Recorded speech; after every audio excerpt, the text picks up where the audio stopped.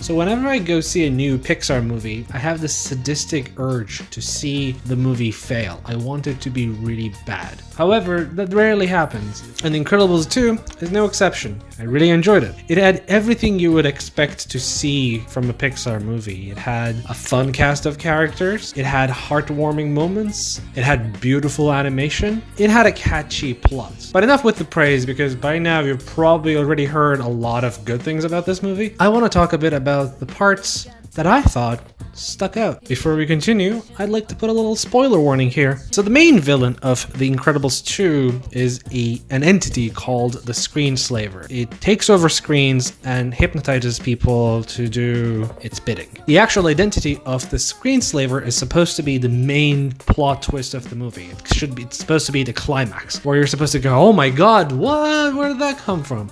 Except the way that the movie is structured, you can guess the true identity of this villain around the 25-minute mark. That's kind of disappointing. Usually when a movie has plot twists in store, there are usually some elements of foreshadowing, and usually only those viewers with the keenest eyes will be able to catch up on those. But in Incredibles 2, I thought that the elements of foreshadowing were a bit too obvious. First, the main helpers of the main characters own this huge media/tech company. And one of the characters is this hipster, counterculture, rebellious woman who clearly is designed to look like a villain, by the way, and holds a grudge against heroes because her parents were murdered, in part due to heroes not doing their job. It would have been more enjoyable if the villain was her brother, for instance, because that would have been a more unexpected twist. In fact, I think I would have preferred if both of them were in cahoots. In that sense, I was kind of disappointed that the biggest mystery of the movie was so easy to solve for me. But then again, maybe I am too old and too smart for my own good in that regard. Maybe if I was a kid, the reveal would be much more exciting and shocking. But the other important thing about this villain is that her entire ideology revolves around the fact that she thinks humans are too reliant on outside stimulation that they don't want to think for themselves. And that's an interesting piece of social critique and commentary, except for the fact that it's coming from a Disney product. At the end of the day, I'd like to question the authenticity of any kind of social critique that comes from Disney. Disney is exactly what this villain is criticizing. They're trying to make sure that the villains are not pure evil, that there's something you can empathize with,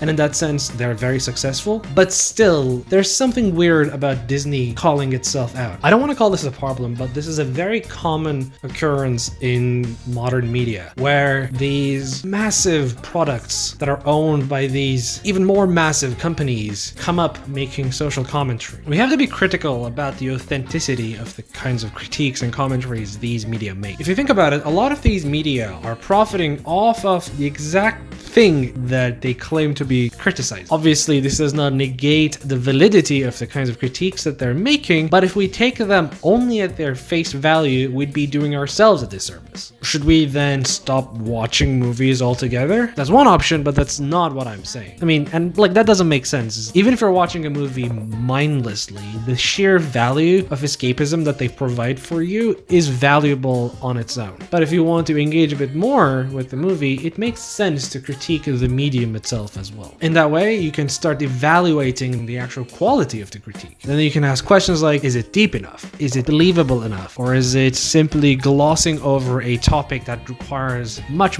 more attention? The context of the person or the thing that's making an argument is very relevant to the actual overall quality of the argument. In that sense, I don't necessarily buy Disney's critique that we're becoming too reliant on screens or whatever. It's an accurate observation, but coming from Disney, it doesn't feel authentic. These two things are what bothered me the most about Incredibles 2. Everything else in the movie, however, was one amazing ride. Would I recommend that you go see this movie? Yes. And if you have already seen the movie, what did you think? Let me know in the down there. And then we'll have a nice chat. I love talking to people in the comment section on YouTube. It's a very nice place generally.